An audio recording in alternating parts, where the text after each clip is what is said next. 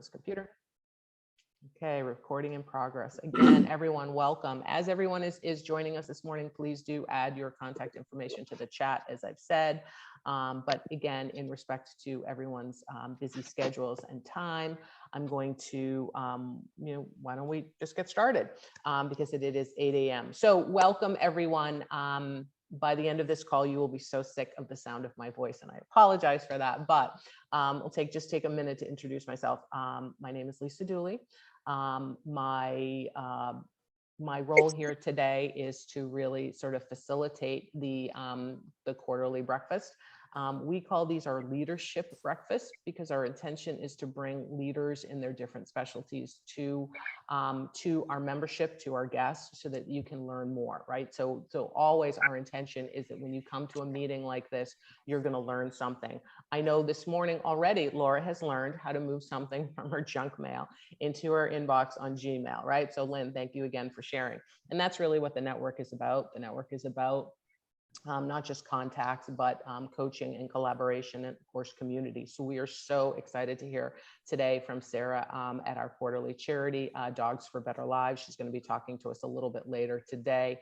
And Laura Bradeen, our treasurer and a financial services professional, is here today to talk about something near and dear, I know, to my heart as an entrepreneur, which is financial and retirement planning for the entrepreneur. And I see a lot of your faces and know that some of you probably fall into that category. And I know for a lot of us, it is something that we're so busy sort of doing the business part that we do not actually focus on sort of that long-term piece. So we're so excited for Laura. So kind of what we're going to be doing today is we're going to be going sort of, I like to call it, around the horn and introducing ourselves and talking. I am going to be really, really stringent this morning. I'm going to actually run the timer and give everybody about 45 seconds because we do have a large group. And I know a few people, I'm getting texts even as we speak, that are trying to log in. And so let's, just be respectful, and I will hold up the phone to let you know that the timer has gone off. So let's just take a couple more minutes. I'm going to respond to a couple of texts because I know there are some people, but please, again, if you have not already, throw your contact information into the chat and we'll get started in a couple of minutes. Let me just respond to somebody this.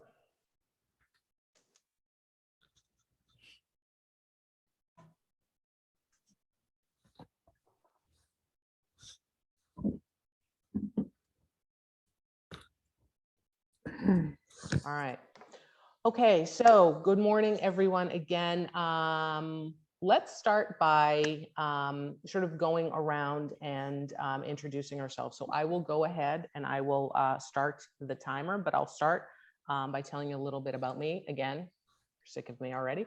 Lisa Dooley, I am president of the SSWBN. I've been part of the organization for a number of years now and took over from the amazing Allison Guido as president back, I believe, in 2021, which seems like a very long time ago. My reason for joining the network really is because I just see so much value in this piece, in the learning and the connecting. My core business is I am a professional organizer, so I help people find more space, more time, and more joy in their lives. And I know the value of being connected to other people and how disorganization keeps us disconnected from other people. So this is the perfect synergy for me. I'm so thrilled to be here, and I'm so looking forward to getting to know you, all of you, a little bit more and hearing from our wonderful speakers this morning. So as I see you on my Brady Bunch screen, I am going to call on you. So I'm going to go to my left and start with Donna. Good morning, Donna. Good morning. My name is Donna M. Schweiler. I'm with Mary Kay. I've been with the network for about 6 or 7 years, and I currently hold the position of liaison to the Metro South Chamber of Commerce. And I find this group very good to connect with, and the charities, I enjoy all of that. Sorry, I was drinking my coffee. So the other thing that we're doing, thank you, Donna, is Donna was our past vice president we are ramping up our, and you've probably seen a lot of more of this on our Facebook post, our relationships with the local chambers. So we are reciprocal partners with the Metro South Chamber, with the South Shore Chamber of Commerce, and with the PAC, Plymouth Area Chamber of Commerce. And we are really excited about that. And we're really thrilled to have our members sort of take on that liaison role, which is really important for us.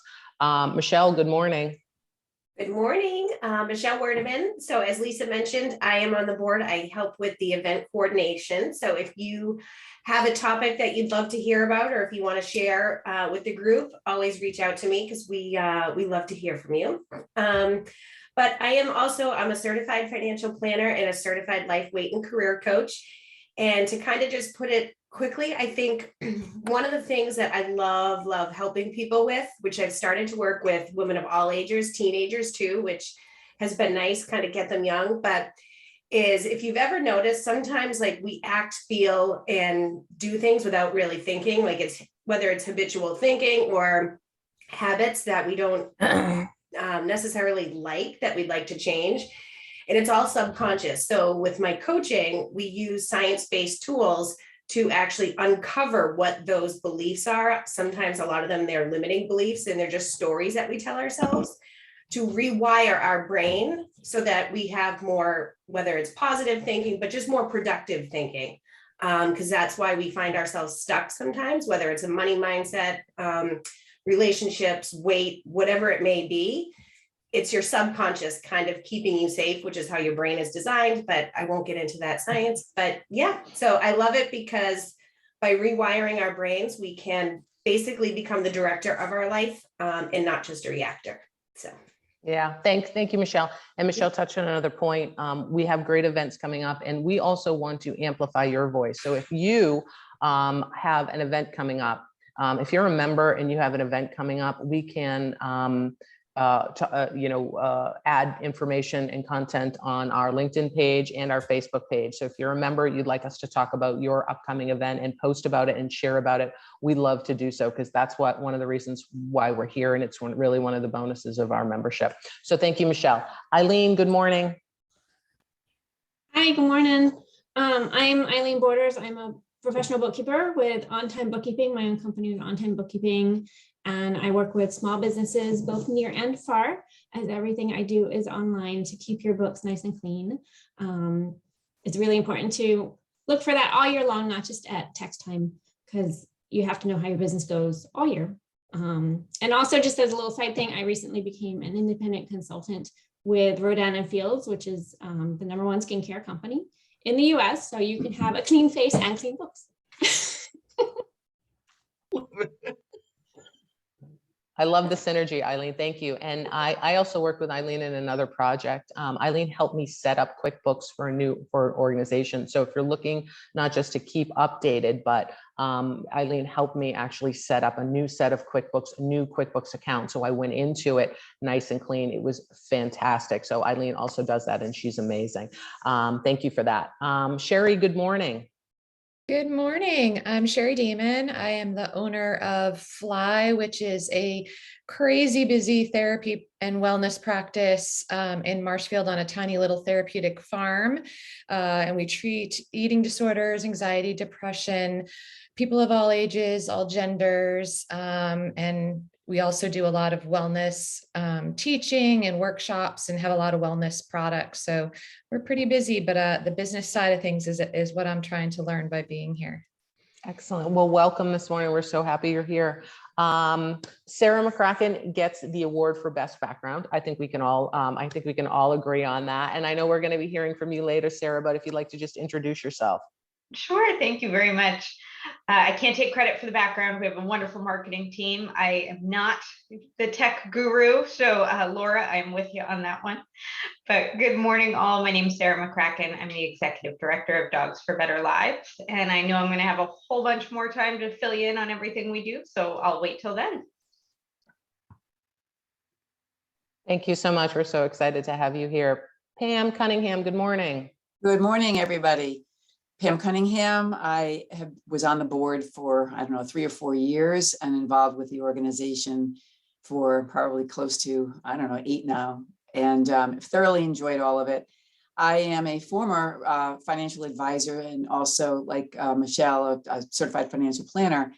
And I left that. I can't say the word retired because Richard, who's not here, will scold me for saying the word retired because, as he says, you never retire.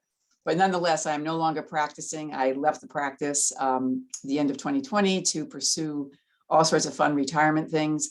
And but as I've always offered to all of you, if you ever have any questions that you just don't know where to go to get them, I am happy to help. My next adventure is I'm going to be starting to work with the state of Massachusetts on a volunteer basis as a Shine counselor. And the Shine counselor in each community is someone who helps people navigate the complexities of getting signed up and involved with Medicare. So I'll be doing 6 weeks of training on that so I can become a volunteer counselor. I'm really looking forward to it. That's awesome, Pan. I know a lot of senior clients, it is, we don't know what we don't know, right? And there's Exactly. so much paperwork, and the fact that it's online, I think Right. is one of the most difficult things. So that's excellent. And so many people just don't even know that they have to sign up, which is a big problem. So, Part anyway. A, Part B, yeah, the whole 9 yards. Thank So that's you. awesome. I'm making a note on that, Pam, because I'm sure I'm going to be sending some people your way. So I have a thank you lot for of that. people Not saying that. myself yet, but I'm getting there. But Yeah. thank you for that.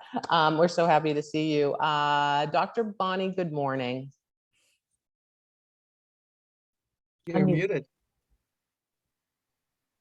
Good morning. Off to a little bit of a rocky start, but I'm here. I must have Yay. deleted the Zoom link. I have no other explanation. I am Dr. Bonnie Wins. I'm a psychologist, and I joined the group when I lived in Boston and made the trek to an in-person event. I don't remember where it was, but it was fabulous, and everyone there was so supportive and kind, and I was hooked. And so I was so hooked that I moved to Manhattan, and I'm still a member. So thankfully for these events that I can still join in and see all of you. Yeah, I'm a counseling psychologist. I work exclusively virtually, and I have since 2013. So I hope to provide therapy to people in a more flexible way. Thank you. And Dr. Bonnie has been kind enough to do presentations for us in the past because, as we know, the last couple of years now, can you believe we're actually at the 2-year anniversary of COVID and shutdown? It has been both the longest and the shortest period of time, I think, in recorded history. And Dr. Bonnie, as well as a number of our other professionals, have talked to us about really how to care for ourselves so that we can grow our businesses during this time. And it's been fabulous information, and so good to see you this morning. Lynn, good morning. Good morning, everybody. Good to see so many people here. I'm Lynn Feingold, virtual assistant, and I help small businesses and solopreneurs, entrepreneurs with short-term projects, one-off projects, or long-term assignments. My business model is to serve a lot of people for a short period of time. So my typical clients only have me work for them 1 hour or 2 hours a week. And I am now growing my business, and I'm happy to say that this week I hired someone to help me with my billing and sending out forms to people and proposals. And I couldn't be happier because now my own burden of my own administrative stuff has been lifted from me. Now I am understanding how wonderful it is to get a virtual assistant. So it's a very meta thing to go through, but and I'm excited that I'm also bringing on subcontractors. So I credit this group with the support you've given me over the past 13 months to grow and develop this business. I can't say enough. I can't say enough. Thank you so much to all of you who have pitched in and helped me out. I appreciate it. Thank you. And thank you, Lynn. Lynn is also the VP of the network right now. And I think, right, when we become like our own best advertisement for what we do, right? You're a walking brand, Lynn, and we are ever thankful for all the things you do for us, and your clients are lucky to have you. I know that Lynn has also worked with a number of our upcoming charity for second quarter. It was a real synergy that Lynn was actually doing some work with them. So thank you again, Lynn. Manessa, good morning. Hello. Hi, I'm Vanessa Konecki. I am a business overwhelm coach, and I work with small business owners to create an effective journey from stranger for their customers, from stranger to checkout that happens fast and effectively so that they don't have to spend all their time working. I specifically work with chronically ill or mentally ill women who are caregivers for people who are chronically ill or mentally ill, because we have different frameworks from other people. And so we need to be able to create a business that works within our framework and not try to force it into someone else's framework. But I want to jump in on what Michelle said, because man, you are speaking my language. My entire philosophy is about using business as a way to reprogram our subconscious and primal brain so that we can kind of like create a ramp to feeling more confident and successful, rather than trying to be like, I'm going to renovate my entire life tomorrow, go. And then having like it crash and burn around you in a couple of weeks. Yeah. Thank you, Vanessa, for sharing that, because I think one of the things that's most important to understand when you are a small business owner, and especially a woman, a female business owner, is that we are working under different parameters, and to believe that my business structure is going to be effective for someone else's, or to that, the great sin of comparing, right? Why doesn't my business look like hers or this person's, or especially those darn influencers on Instagram? They don't, right? And that's what we're here to learn, I think, is in our business journeys, is that we have to create the business that sustains us and grows us. So thank you for sharing that, because that's a really important thing. Good morning, everyone. As everyone is still logging on this morning, and I know it's still early, please, if everyone can just be sure to throw into the chat your contact information. And we're just kind of going around the horn right now and introducing ourselves. So Laura, I know you're going to be talking a little bit later, but please do tell us a little bit about yourself. So I'm Laura Bradeen. I am an independent agent for Primerica Financial Services. I recently got licensed as a financial advisor, something that I had on my to-do list. And so I'm pretty excited about that. And so we style ourselves as the one-stop shop for financial services, from annuities to debt relief or elimination, life insurance, various kinds of investments. So I'll be talking a little bit about some of that stuff today. Okay, excellent. Thank you, Laura. Lori, good morning. Good morning, everyone. It's Lori Medeiros. I'm with Fairway Mortgage. I am a licensed loan officer in Massachusetts and Rhode Island. So I'm happy to help anyone from first-time home buyers to anyone who wants to refinance. I can't really say enough about this group. I don't even know how to put in words. There's something really special about it. I've only been a member. I think I just renewed. So that means I've been a member for a year. And I don't know. I'm not very, I work with numbers, not words. So I don't know how to say it, but it's just a special group. So for all of you first time joiners this morning, I highly encourage you to keep coming. You'll love it. Thank you. Thank you for saying that, Lori. And Lori is our new director of membership. And one of the things that I love about the group is everyone on here does something a little bit different. But I think we can all, there's so much we can learn from each other. And that's really what's most important. One of the things I have enjoyed most about this group as well. So thank you for that. Cindy, good morning, my friend. Good morning. I'm Cindy Forty. I am a real estate agent with Refine Real Estate. I like to say I'm the fairy godmother of your home search. I was a retired nurse, and I just love helping people. So that's kind of carried over to my real estate business. I'm Cindy Forty, Refine Real Estate. Real estate is my forte. Oh, nice. I like it, Cindy. I love that. I got to start saying Cindy Forte because it kind of, I'm learning. Nice. And I've been a member maybe 2 years, maybe 3. Yeah.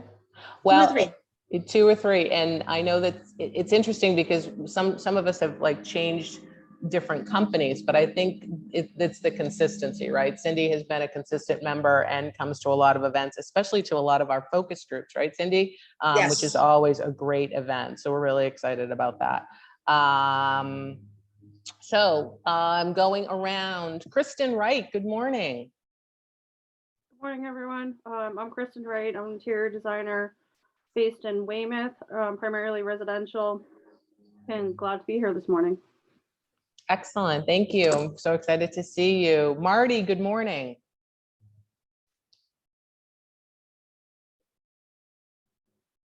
Yep, there we go. Sorry, I was No on worries. mute. Good morning, everybody. Thanks for letting me join as a guest this morning. My name's Marty Ingram, and I work for NetWide Technical Solutions. We are an all-in-one IT provider working with small to mid-sized businesses. Nowadays people are getting hacked, and cybersecurity is a main issue with everything going on in the world. And we're here to help, make your lives easier and create some security in your business. Thank you. And we're so excited to see you. Yeah. As we've gone virtual, right? As we all went virtual a couple of years ago, one of the things we've all learned is there's so much we don't know, and so we can all be doing, I know I can all be doing better on that, Marty. So thank you. Thank you for joining us this morning. Who am I missing? Sheila, there you are. Good morning, my friend.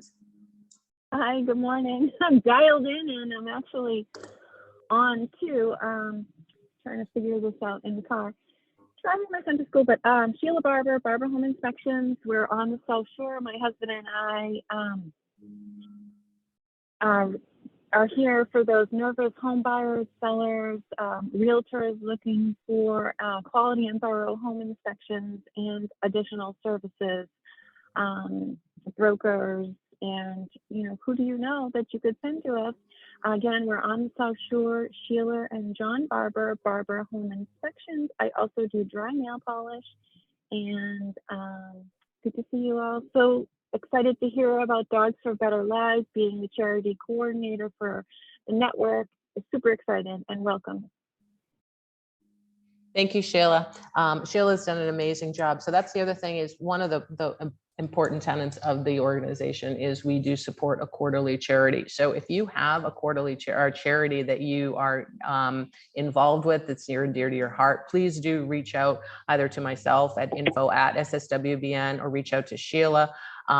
We have, again, one of the things that we do at our live events especially is we do raffles to raise funds to be able to support our quarterly charities. We also support our quarterly charities by asking them to join us to share about the events that they're doing and share that out. And we're so excited for Dogs for Better Lives to be here. Before we, Lee, good morning. Lee. Before I move on, Lee, I wanted to give you an opportunity to check in. Give her a second.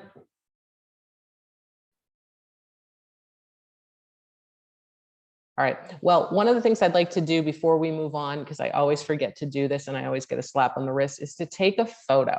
So if you are able, there you are, Lee. Good morning. I would love everyone, if you can, to turn on your camera, if you can. Everybody look at, okay, everybody smile. Okay. You have to bear with me and see if this actually works, folks, because you can't assume that it does. It did. Okay, good. We're all good, folks. Yay. Look at me. See, I learned something also, technology, this morning. Laura, all right, save as a JPEG. Usually we have our amazing VP of marketing, who is usually here with us, Deb Gashel, to do this for us. So Lee, would you like to say good morning before we hear from our speakers? Sorry, I hopped on late. No worries. Do you want to just give us your 45 seconds and tell us about you? Attorney in Hingham, and to the, I think for about. Our connection's terrible. You're popping in and out, honestly, but I will just, I've known Lee for a number of years. She has a thriving family practice in Hingham. She is an attorney. She is also a real estate attorney, works with a lot of folks here in the South Shore, especially women. Nod, Lee, if I'm explaining that correctly. And Lee has been a valuable member of the organization for a number of years.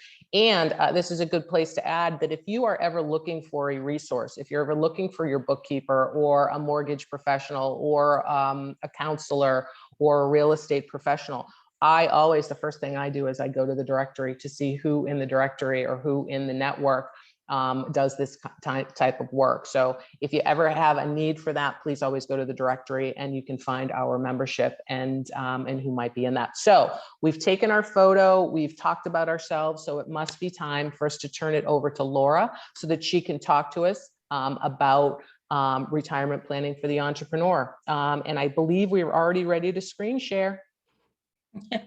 Let me get that.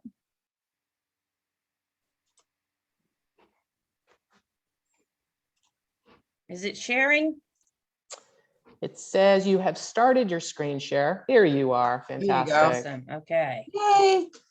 It worked. Okay. So this is going to be a quick presentation. And I know that we were talking about retirement for entrepreneurs and those kinds of things. And I am going to talk a little bit about that, but I'm going to back it up because there's some things that you need to get in order to really successfully plan and be able to save for your retirement. And most of us, our problem is that we don't have those things in order to make great decisions and be disciplined and the way you need to be in order to save for retirement. So, and one of the things that I was going to talk about today was the fact that a lot of us, maybe not everybody here, but the average American has a certain amount of debt that they carry.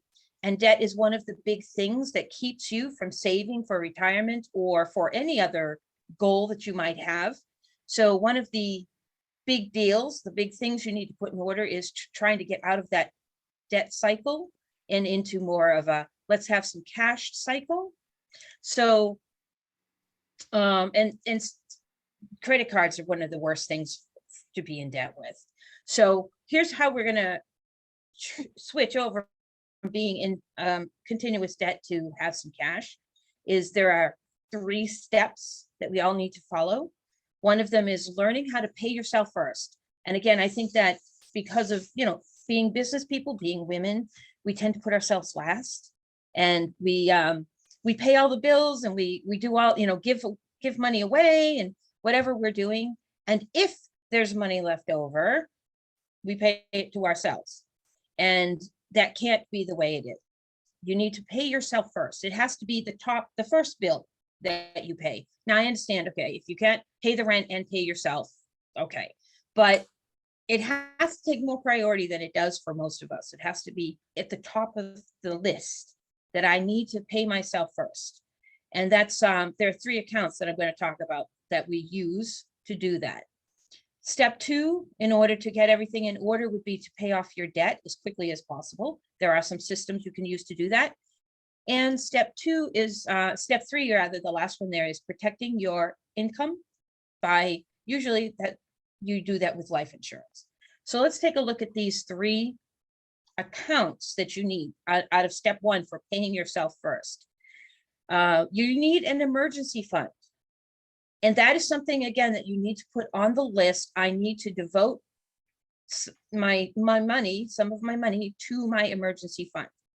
This is a short-term fund. This will probably go into the bank, and it's to cover emergencies, things that are not your regular bills, but stuff that pops up, unexpected things. It says they're giving you some examples here: a major car repair or medical expenses that aren't covered. You need to fund that one first. Then you have a short-term account, so you may have some goals that are a little bit more in the future, shorter than retirement, but yeah, something 3 to 5 years from now. That goes into a different account. So that would be, you probably want to put that into a money market account, or maybe something like municipal bonds. That's where I keep mine. I have a great account for that has tax-free growth. So that's pretty cool. So these are for unforeseen events, and even something like, a downturn in your business, or those of you who are still employed, a loss of your job. And so that you have enough money to supply what you need while you make a change in those things. Down payment for a house, I'm doing that too. I intend to buy some property soon, so it goes into my short-term account. And then you have the last one, your wealth building account, which is, for most of us, would be our retirement accounts. And now, what kind of account you use is very particular. It's very personalized. It's not a one-size-fits-all sort of thing. So you need to consider, now, most of the time, the tax advantage that is deferral. You don't pay the taxes now. And so you reduce your tax burden now. And most of the time, if you actually retire, although we're not supposed to retire, right? Right, Pat? Pam, but still, you might want to slow down. And so when you take the money out, you're probably going to be in a lower tax bracket than you are now. So that would effectively save you taxes. So we need these 3 accounts. Everybody needs these 3 accounts. The way you would fund the 3 accounts is you decide how much money that you can set aside for the month. And I've put up, supposing you have $400 a month that you can commit to funding those accounts. So the first one you have to fund, again, is because it's the most immediate one, is your emergency account, because that's actually how you're going to partly stay out of debt. Because instead of whipping out the credit card because the refrigerator quit on you, you're going to have money to pay for that out of your emergency fund, or maybe even out of your short-term account, depending on how much you need to spend. So you fund your emergency account with half of the money that you have decided that you have committed to. You've promised to yourself that you're going to put that money aside. So as soon as you put 25% into the other 2 accounts. Now, as soon as you fund your emergency account, remember that was 3 months worth of income. Now the $200 can be reassigned into the other 2 accounts. And then you're going to get your short-term account funded next.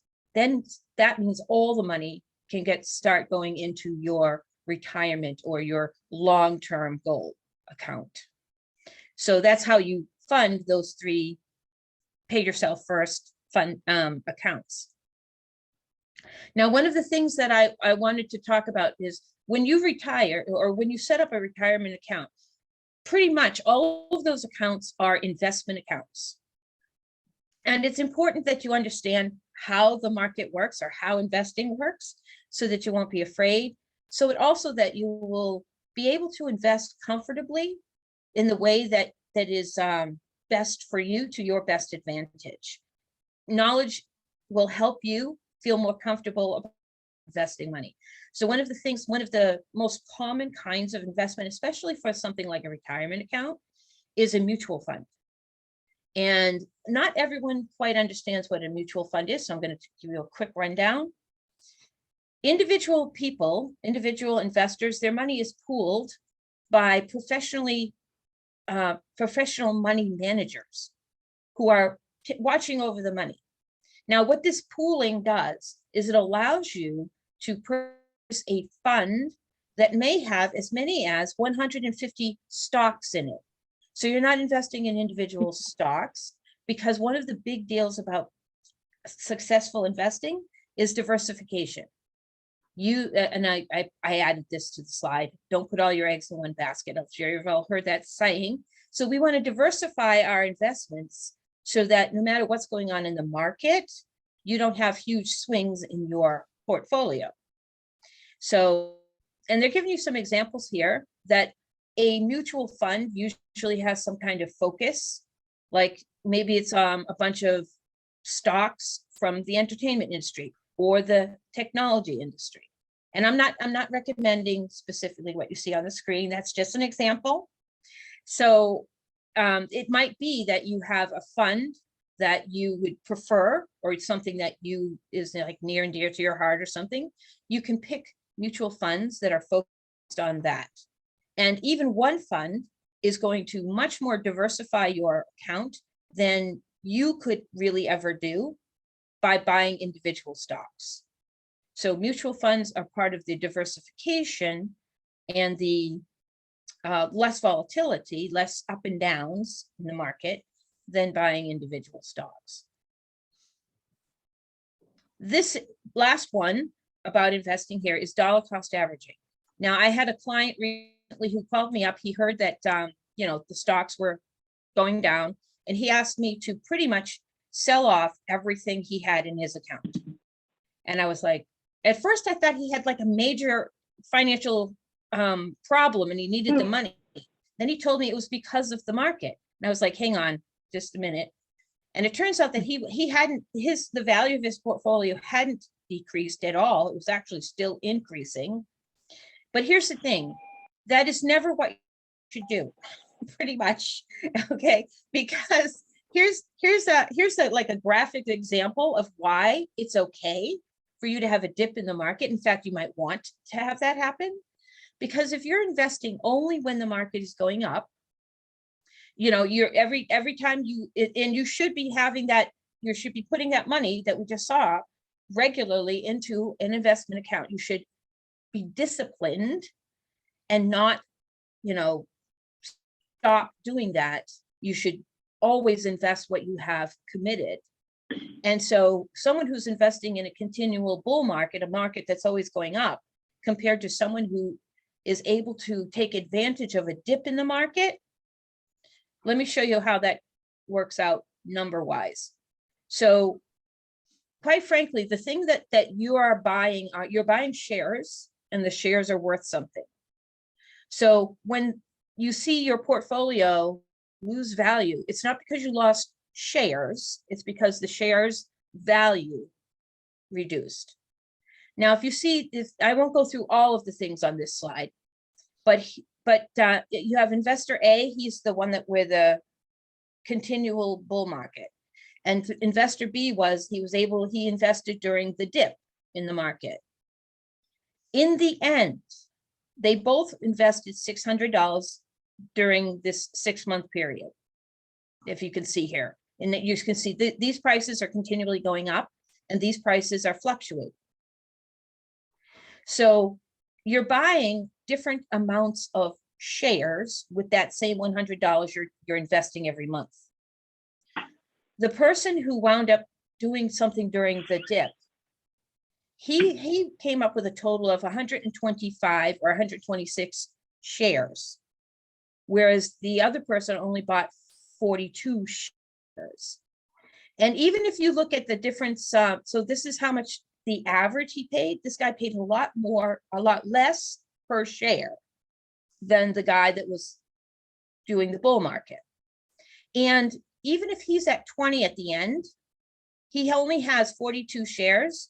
$20 times 42 gives you a total, gives you a total of, my pictures in, of $840. His portfolio is worth $840. But this guy, the B guy, who has $10 for his price, right now it's only $10, but he has 126 shares. So at this moment, with the same $600 investment, he has a lot more value to his portfolio because he was able to buy so many extra shares. And he was able to accomplish that by taking advantage, say the stuff goes on sale. You can buy more when it goes on sale. In fact, if you have extra money to invest, you should do it. Buy some more, which is what I'm doing, because we are in a dip at the moment, and I'm going to put in some extra money into my investment accounts. So regularly scheduled automatic money transfers is one of the best ways to make this happen, and not to be afraid of the market. The market runs a lot on emotion, not necessarily facts. Like the guy who got scared and wanted me to sell off all his stuff. You need to be careful. Don't react to emotion. And the news, if you hear it in the news, it's already happened. You missed it. So be disciplined. Don't do, the 3 Ds are, they are diversification, discipline, and dollar cost averaging. So stick to it. One of the things that we talked about was debt, paying off your debt so that you can free up money to actually save it. There are actual programs that you can put together. We do this, debt stacking, so that when you pay off one debt, you take that money and you don't spend it on other frivolous things. You put it toward the next debt. And this is a schedule you need to keep track of. I just did one of these, and I can do this up for you guys. It's a free service. The last one I did for a client, she was going to get out of debt in 6 years instead of 14 years, including her mortgage. And these are not always intuitive. It's not always the one with the highest interest you should pay first, or the smallest account, the smallest balance. If you need to do the computation, let the computer do the computation to tell you which debt to pay off in what order. And which one, if you are able to pay more than the minimum, then you need to put all of the extra onto the first debt till you get to move to the next one. So if you follow the debt stacking program, you're going to save a lot of interest and get out of debt quicker. And then you'll be able, this person, once they get all their debt done, is going to have $2,720 that now they can add to their investment accounts. My client was going to, when she got that money freed up, she was going to have more than $4,000 a month to put somewhere else. I think I'm going to skip the life insurance, except for to say that there are two main kinds of life insurance. Life insurance is important when you need it, because if your income goes away and your family doesn't have it, and there's no money like saved, and a lot of us don't have it, money saved yet. We're saving for retirement, but it's not there yet. You need insurance in that case. If you don't have the money to take care of, to replace your income for your family, that could be very devastating. So the two kinds are the kind that has a savings account, the kind that does not. The kind that has a savings account is very expensive. And quite frankly, you never get the savings. The way the system works is they keep it when you die. Our preference for you is that you buy term insurance for the time that you need it, because we don't believe you need it forever. You need it when you have a lot of responsibilities and no money, or not enough. But if you buy enough insurance, you're okay. Meanwhile, you've got to be doing that plan. You're funding your retirement. So eventually your responsibilities go away. Your kids grow up and leave the house. You've paid the mortgage. You paid off those student loans finally. And now you've been saving money. And so if something were to happen to you, there would be money there for the family. But also, if nothing happens to you, and most of the time we live into retirement age, there'll be money for us to live on, and we don't have to work at Walmart when we're 85 because we didn't save enough money. So that's my quick presentation. And I do want to let you know that for anybody who registered today, I will offer a free financial needs analysis, a complimentary. It just takes a picture of where you are now financially, and you say, where do you want to be at a certain time? And we put together a plan to help you get there. So anybody that registered today, contact me and we'll set up an appointment and do your own financial needs analysis. It's like a GPS to get you where you want to be financially. And that's my presentation. Thank you, Laura. That was amazing. So a couple things. Can you end your screen share? Or can I do Yes. that? Okay, beautiful. So I would ask, can you please share a copy of that with me as a PDF? Sure. And then I will add that. A PDF. I don't. Well, share it I'll with me try. somehow. It's a PowerPoint. Let me see. You can convert it There's to some a more PDF. technology I need to learn. That's fine. I do know how to do that, but I think there was so much great information that you just shared. So if you can share that with me, even as the PowerPoint, I can convert it to a PDF. I will include that in the follow-up email that goes out to everyone, because that was amazing. So a couple things I'm just going to say off the top of my head is, first of all, thank you, because I think one of the things that especially, and I know my financial professionals like Pam and Michelle and Laura all can speak to this, is that there's a lot of ignorance. I think that I know I wasn't raised with a vocabulary of savings and wealth.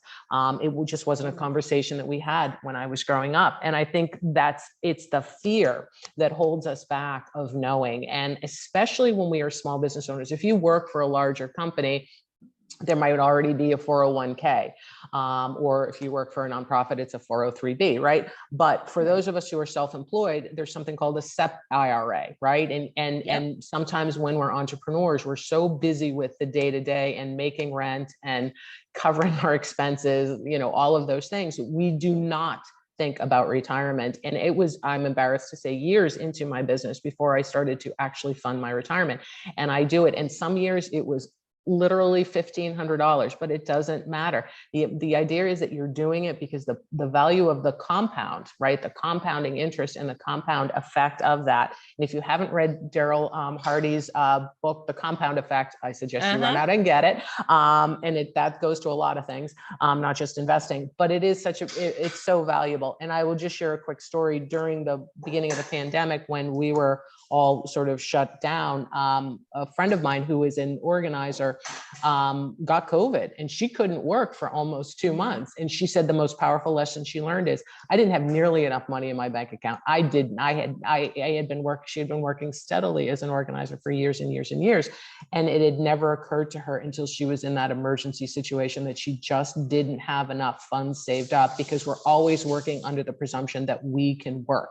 And those of us who have businesses like that, that are very hands-on, and we couldn't go into people's homes, that was really a telling thing for her. So I think sometimes we have to get that wake-up call, but we don't need it, Laura, because we have you and we have other professionals. So thank you for that. That was amazing. So are there any other questions or comments people would like to share before we move on? This is Pam, just a comment. Laura, good job. Very good information. And I think I like the way you displayed the dollar cost averaging. Dollar cost averaging is key. And what Laura said is right on, that, when you invest on a monthly basis, let's say if you have an IRA or you're employed and you have a 401k with a company, that's exactly what you're doing. You're putting money in every single paycheck or whatever it is, whatever period of time. And it is really, really important to do that. The other thing is, there are so many valuable tools for self-employed people. SEP IRA is just one of them, but a lot of you probably don't even realize that you can do what's called a solo 401k. Okay. And that is a really powerful tool, because you can contribute more to a 401k, a solo 401k, than you can to a SEP IRA. True. So if you're not familiar with it, you should really take a look at what one of those can do for you and how to set one up. And the other thing I would encourage all of you to think about doing, if you haven't done it already, is to work with a financial professional. And, I can obviously expound on that, and I'm not trying to build a practice because I'm not in practice anymore, but it is an invaluable tool, because it helps take the emotion out and the fear out of what financial planning and long-term planning is all about. And it's important to find the right person. It's important to feel comfortable with that person. No different than how you want to feel comfortable with a doctor, a lawyer. You've got to feel comfortable with the person who is sitting across that desk from you, and interview several of them before you make your choice. This is a lifelong relationship. Yeah. So that's Very my 25 cents. Well, and that's important, Pam, because again, most of us were raised, well, I know I was raised to believe that financial advisors are for people with wealth, right? Right. And, Exactly. and the reality is we all need a plan, and it doesn't matter if you're investing, $1,000 a year into the market, or $100,000 or more into the market every year. It is important to know what we're doing, and we don't have to be experts on it. That's your financial advisor's job. But our job is, as Pam said, to be educated consumers. So a great start is to talk to Laura and just understand where you are and some of the ways that you might tweak what you're doing to do a little bit better. Because in the words of Maya Angelou, when we know better, we do better. So thank you, Laura. Thank you again. Amazing so much. Thank you for that this morning. That was a great way to start. We're so excited again to welcome Sarah from Dogs for Better Lives. I will tell you, I was at the Social Women's Conference in October, and I met Danielle from Dogs for Better Lives, and I thought, yes, this is something that would be a wonderful opportunity for us to support. So Sarah, please tell us about you. And I believe screen share. I'm going to make sure that, yep, if you want to go ahead and screen share with us, you are all set. Wonderful. Well, thank you so much. And yes, some of you have probably met Danielle. She is our development manager and absolutely wonderful. And I'm Sarah. I'm the executive director here, and I'm going to try and share my screen. I'm one of those people with multiple monitors, so I'm going to try and make sure I'm sharing the correct screen. Can you see? Perfect. That's perfect.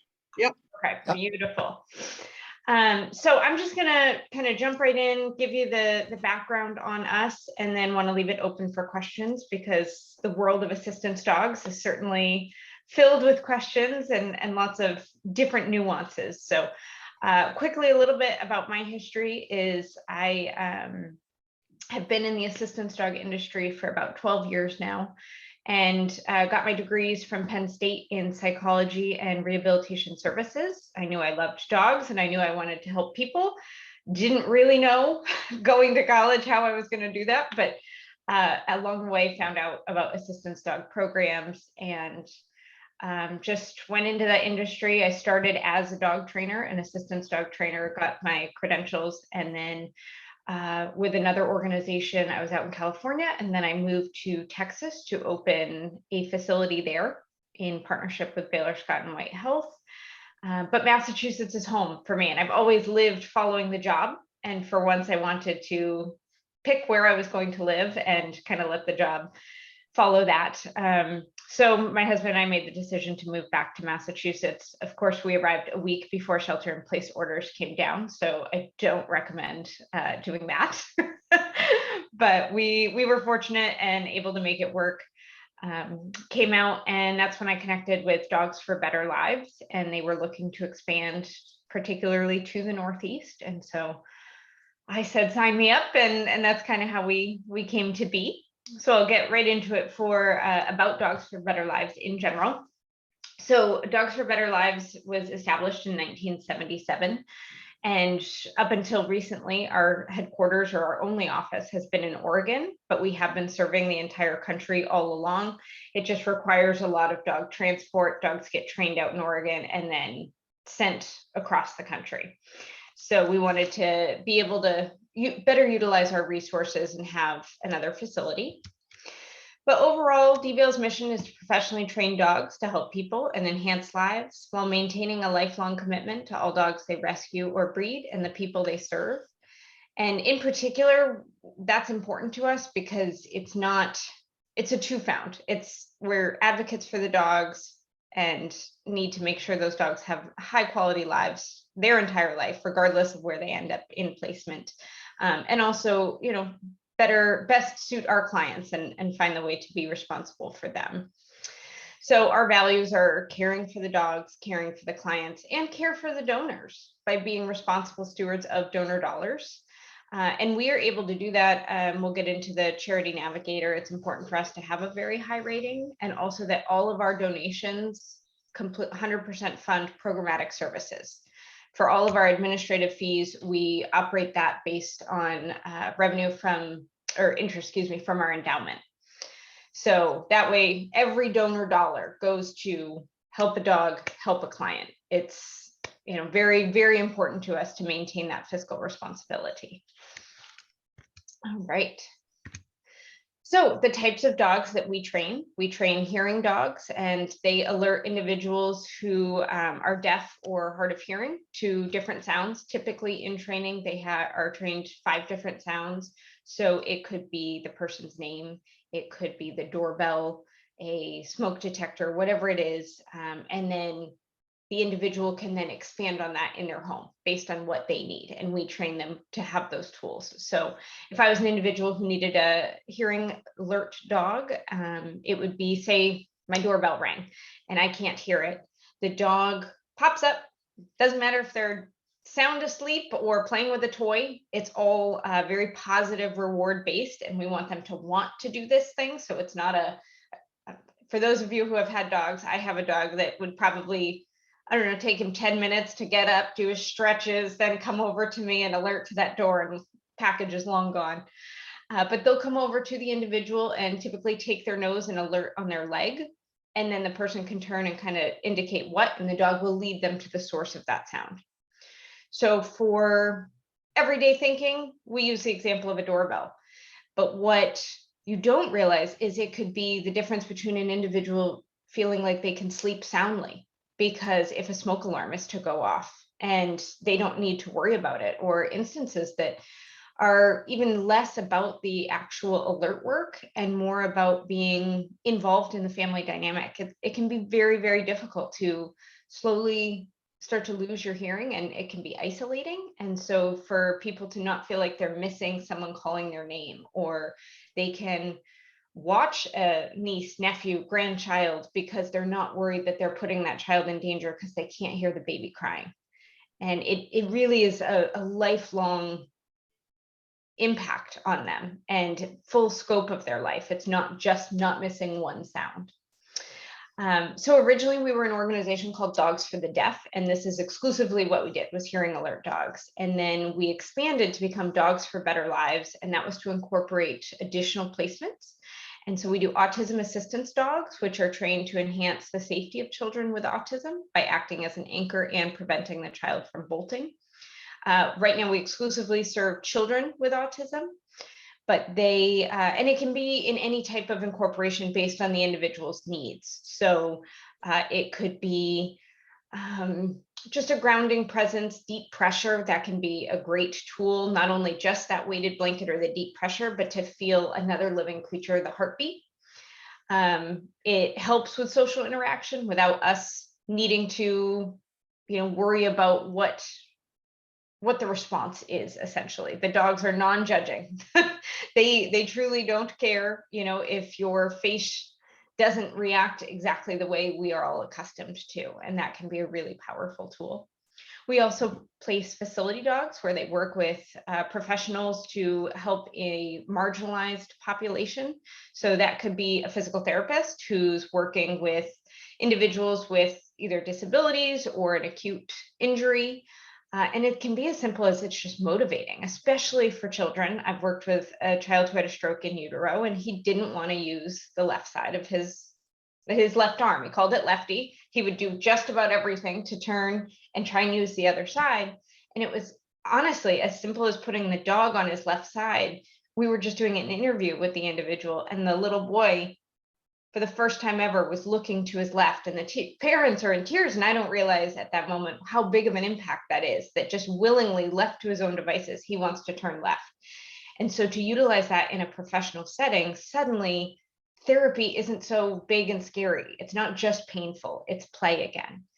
And we also utilize dogs with forensic interviews and crimes against children units. And of course, just trying to ease some of the traumatic nature of that. And some of our dogs will take the stand. There's rules around it where they need to come in and lay quietly so that they're not swaying a jury or anything like that. But, this is essentially one of the scariest days in a child's life. We're asking them to relive something horrific that has happened to them, and having the presence of that dog can be pretty profound.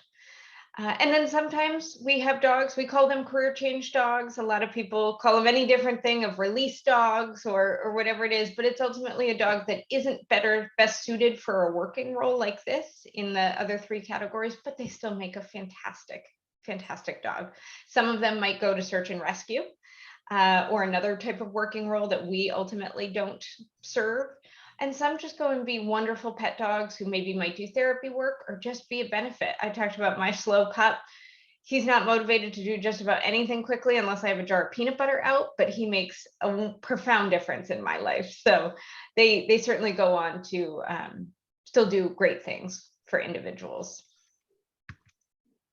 So what makes Dogs for Better Lives unique? I did mention Charity Navigator. We are a 4-star rating. We do impact the lives, and it's of everyone that I just hit on.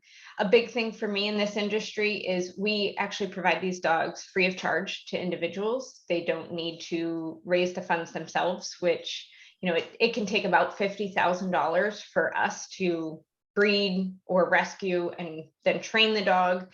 And then we bring the dog to the individual. This is particularly significant for our families of children with autism. It can be really hard in other models where the family or the child has to travel to the facility and be outside their comfort zone and to get matched with the dog. So we take on all of the costs associated with that, and we bring the dog to the individual and place and train them in their own home, in their own setting.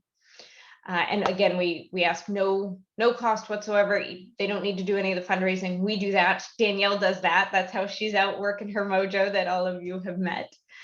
And it is all, we're accredited through Assistance Dogs International, which is the umbrella organization that accredits service dog organizations. I'm sure you've read in the news these horror stories where someone says, we'll give you a dog, you just have to pay $5,000, and then they disappear on them. But we are accredited. All of our training staff are certified and work. It's about a 3-year process to become fully certified to train assistance dogs.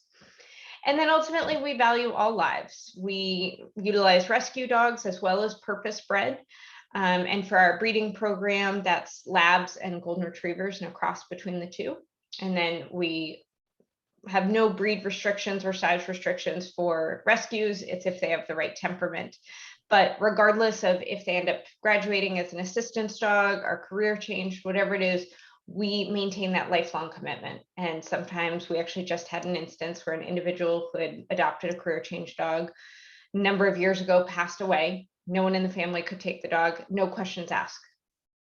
Dog comes back to Dogs for Better Lives, and we're going to ultimately find the best home, which probably isn't great, but usually ends up being the staff that want them first. You know, we all just fall in love. I had to make my husband a promise I'd stop bringing home dogs. He's been a good sport about that. And then, as I mentioned earlier, you know, here we are. This is the South Shore Business Women's Business Network, and we're now here in the Northeast.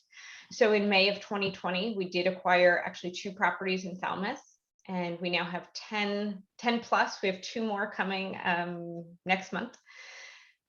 Puppies currently being raised in the area. And when I say puppy raising, I'll get into that in a little bit here shortly. And then that first group of puppies will enter professional training in July. So we'll hopefully have some news articles on that. And we've been renovating our facility that we just purchased, and we'll have our ribbon cutting on April 26th that I believe Danielle has shared information with all of you on. If not, we'll certainly get you that information. So this is how we do it, really. It does take a village to accomplish this mission. And so we do it through breeder caretakers, puppy raisers, foster homes, tag volunteers. And those ultimate categories, you know, could go very in depth. I'll try and keep it high level to leave time for questions. But breeder caretakers ultimately house the female dog and whelp those puppies. Puppy raisers get a puppy in their home when the puppy's about 8 weeks old and raise them till they're about 14 months or so. And that's going in public, teaching them basic puppy manners, socializing them. That's a really big thing. Think of your average pet dog going to Costco on a Saturday morning. I can barely handle Costco on a Saturday morning. And then the dogs return to our facility for professional training there. So our puppy raisers are so critical. Foster homes for when we rescue dogs. Sometimes they need, you know, a home environment to be able to really get settled, or maybe need a break from training. We want to see them in a home environment. So we'll also sometimes utilize foster homes for short-term periods, like a week or 2, to give them that. And then we also have our tag volunteers, which help with transport of, sometimes we get dogs from other organizations. So in just a few weeks, you know, we'll head down to Pennsylvania to pick up a puppy from another service dog school there. So there's always those needs for transports. And then, of course, our donors and supporters financially, we couldn't do what we do without them. And we have the PAC, which is our monthly giving. And then Guardian Society, which is for bequests and written into individuals' wills. And I'd be happy to provide more materials on that. And then otherwise, it's partnerships. It's working with different rescue organizations, looking for partner veterinarians or other breeders who are looking to, maybe if they have a lab or a golden retriever, that they would be willing to donate a pup to us. I won't go through all this, but otherwise here's links, and I will share this presentation with Lisa. But different ways for anyone to get involved if they're interested. And the biggest thing that I ask of this group is if you want to raise a puppy, that is absolutely wonderful, but just spreading the word of, we want people to know we're here, and we're here as a resource for them. If you know someone who might want an assistance dog or need an assistance dog, if you know a recent empty nester, sometimes a puppy is exactly what could be beneficial, but they don't want to sign on for a 10-year commitment, and this gives them that flexibility. So just continuing to spread the word about Dogs for Better Lives would be really, really wonderful. And we just want to get out there and tell people who we are. So that is my very quick kind of overview of Dogs for Better Lives. Is there any questions that I can answer? Sarah, that was great. Thank you. Can you unshare your screen for a sec? Just so you know, we were not seeing your slides as you went through. So yeah, if you could share that presentation. Oh yeah, gosh, I'm sorry about that. Yeah, no worries. And I didn't want to interrupt you in the middle of your flow or private message you, because that always throws me off my game. So, but yeah, if you could share that. So thank you for that. Again, when I met Danielle and she told me about Dogs for Better Lives, it's definitely an organization that's sort of different from some of the other charities that we've supported. But again, I think it goes to the heart of what we value as an organization, which is doing better, right? And this is such a wonderful opportunity. And you've listed for us all of these great ways that we can support, obviously financial donations, but as puppy raisers and offering foster homes and really just transport and just really spreading the word. Because again, it's one of those things where unless you're in that situation, you don't even realize it, right? I'm sure, you know, all of our, you know, professionals as Dr. Bonnie would talk about is support, right? Is support animals and all those other things. So it's such an important thing. So thank you for that opportunity. Thank you for sharing with us this morning. And does anybody have a particular question for Sarah? If I could, I want to reassure Sarah, sorry, that I do have the information about the ribbon cutting for April 26th. I'll put it on our Facebook page, Social Women's Business Network. So please, when you see it, like, comment, share. Thanks, Sarah. Thank you so much. And thank you all for your support of our organization and giving us the time to present here this morning. I really appreciate it. Thank you. We're excited for you. We're excited for you to be here. You know, certainly, you know, I'm sure that space down in Falmouth is beautiful. And I think what a wonderful opportunity to bring it here to the East Coast, because I think that there's a lot of people that are, this is very near and dear to their heart. So I'm excited as well about sharing that out. So thank you again. Again, I would just emphasize the thank you all for joining us this morning. Appreciate everyone coming out. I am saving the chat, folks. Literally, if I don't talk and do things at the same time, it's not going to happen. So I'm doing that. And I'm so excited we could all be here. I'm just, as a reminder, our goal as a network is to share about you, to support you in all the ways that we can. If you're having an event, tell us about it. Would love to share about our Facebook and LinkedIn. If you're having an event on Facebook, we can co-host that event for you, give you a little bit more visibility around that. If you would like to be a speaker, if you would like to talk about your area of expertise, as Laura did so well this morning, a number of us have done over the past number of years, please reach out to myself at info@SSWBN or Michelle, and we would love to hear from you, because I think when we know better, we do better. There's so much, we are so powerful, not only individually, but together, right? And just sharing information, I think, is what makes us even better in our businesses. If there's one thing I've learned, and I try to say to my clients all the time, we don't have to recreate the wheel. Someone has probably done it already way better than you or I ever could.